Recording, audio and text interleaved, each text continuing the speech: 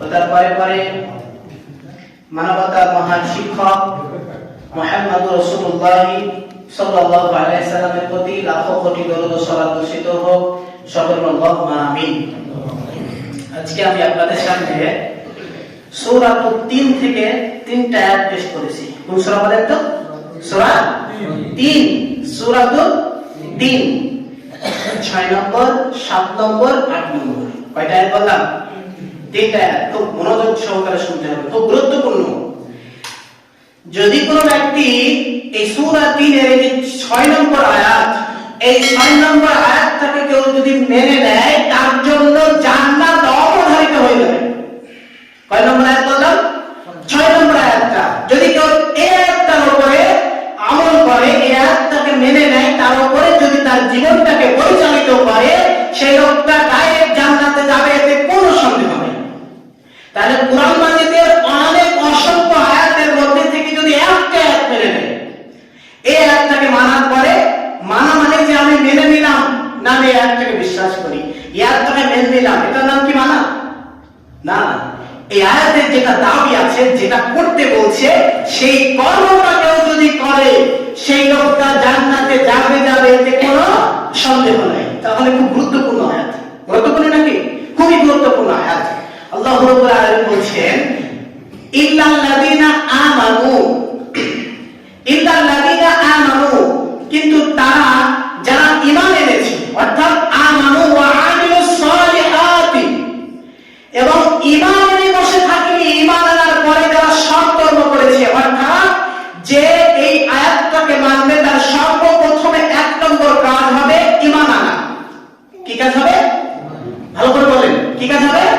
ঈমান আনা। আল্লাহ বলছেন যে আমানু ওয়া আমিলুস সালিহাত, ঈমান আনার পরে যে ব্যক্তি সৎ কর্ম করবে, অর্থাৎ ঈমান আনা বলতে আল্লাহর প্রতি বিশ্বাস করতে হবে, আমানতু বিল্লাহি ওয়া মালাইকাতিহি ওয়া কুতুবিহি ওয়া রাসূলিহি, এটার প্রতি বিশ্বাস করতে হবে।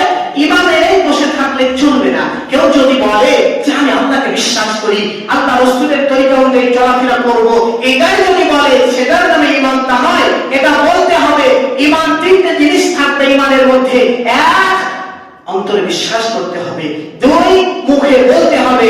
৩, অঙ্গ প্রত্যঙ্গ দ্বারা কর্মটা করিয়ে দেখাতে হবে, তবে সেই লোকটা ঈমান আনা। বুঝতে পেরেছেন সংক্ষিপ্তভাবে? যে ঈমান আনা মানে ১, অন্তরে বিশ্বাস করতে হবে।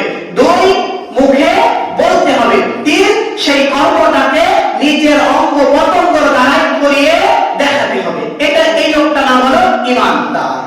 তাহলে ১ নম্বর ঈমান আনে আমালুস সালিহাত, ঈমান আনার পরে যে কর্মগুলো করে, প্রত্যেকটা কর্ম করেছে আমিলুস সালিহ, অর্থাৎ নেক কর্ম।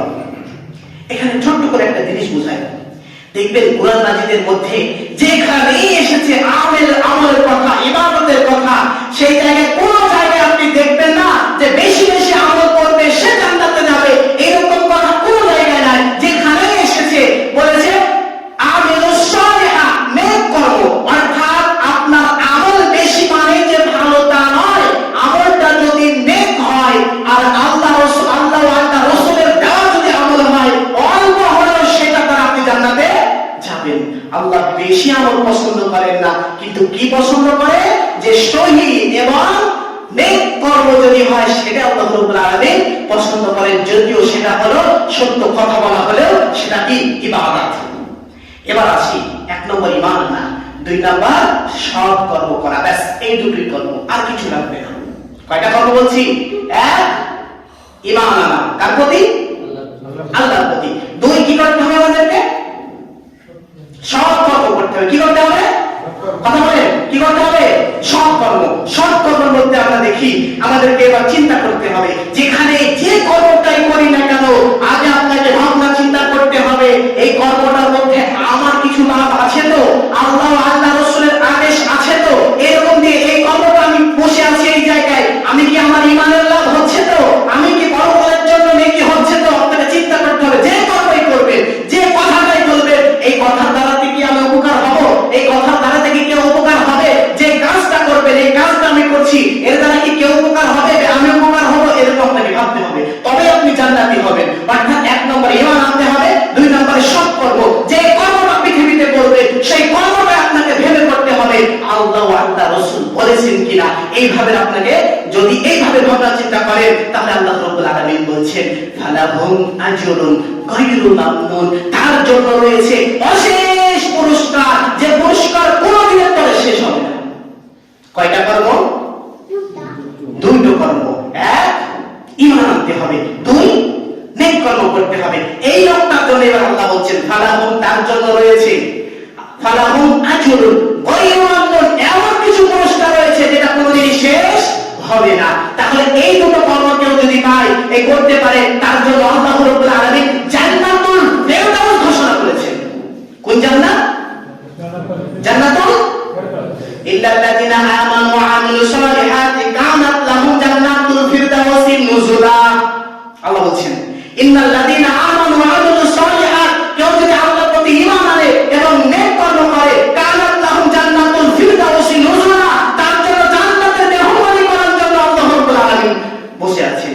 অর্থাৎ দুইটো কর্মের জন্য জান্নাতুল ফিরদাউস, মানে জান্নাতের মধ্যে সবচেয়ে উৎকৃষ্টতম জান্নাত কোনটা?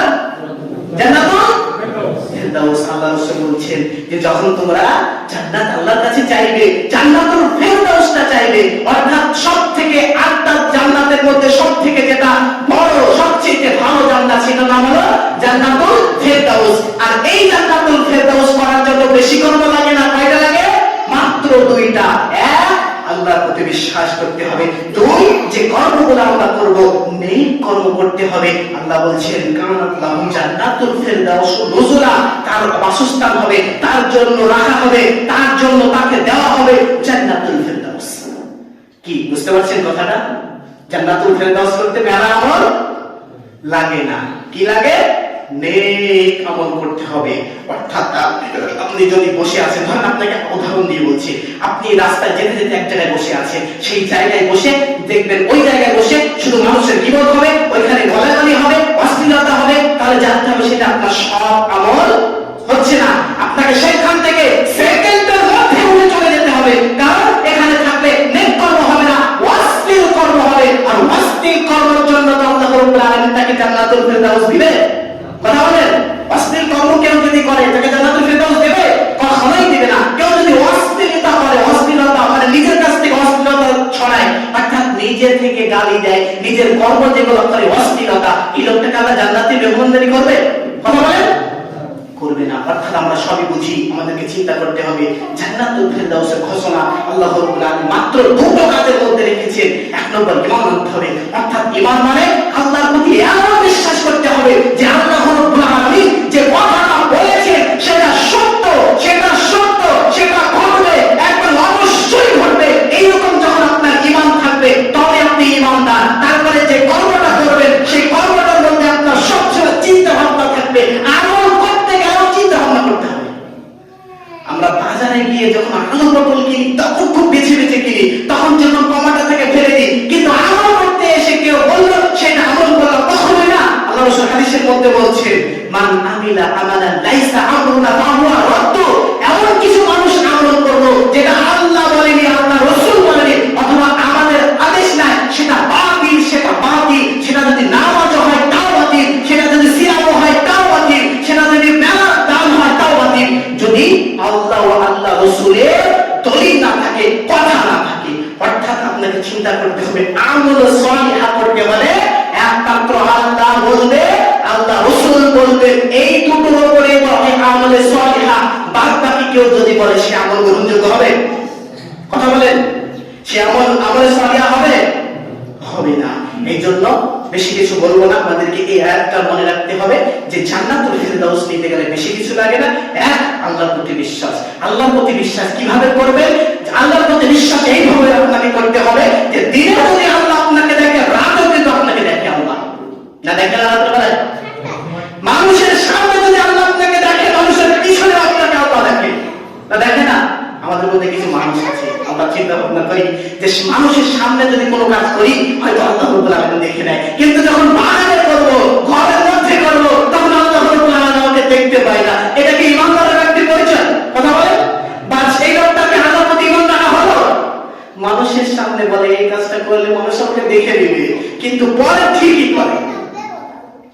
এরকম ঈমানদার হলে হবে না। আমাদেরকে বিশ্বাস করতে হবে আল্লাহ রাব্বুল আলামিন জলে স্থলে আকাশে বাতাসে যেখানে আমি থাকি না কেন সেখান থেকে আল্লাহ রাব্বুল আলামিন আমাকে দেখতে পান। আলিমুল খবীর শব্দের অর্থ হলো তিনি সবকিছুর উপরে তিনি খবর রাখেন, তিনি জ্ঞাত এবং তিনি সবকিছু দেখতে পান। এইরকম ভাবে আপনাকে আল্লাহর প্রতি বিশ্বাস করতে হবে আর আমল সালিহ করতে হবে। পরিশেষে আমি আল্লাহর কাছে দোয়া করি, আল্লাহ আমরা যেন তোমার প্রতি ঈমান রেখে আমল সালিহ করতে পারি সেই তৌফিক আমাদের দেন, আল্লাহুম্মা আমিন। এবং মরার আগে যেন নেক কর্ম করে মৃত্যুবরণ করতে পারি সেই তৌফিক আমাদের দেন, আল্লাহুম্মা আমিন। এবং আমাদের সকলকে তুমি জান্নাতুল ফিরদাউসে মেহমানদারি করার তৌফিক দান করো, আল্লাহুম্মা আমিন। আসসালামু আলাইকুম ওয়া রাহমাতুল্লাহ।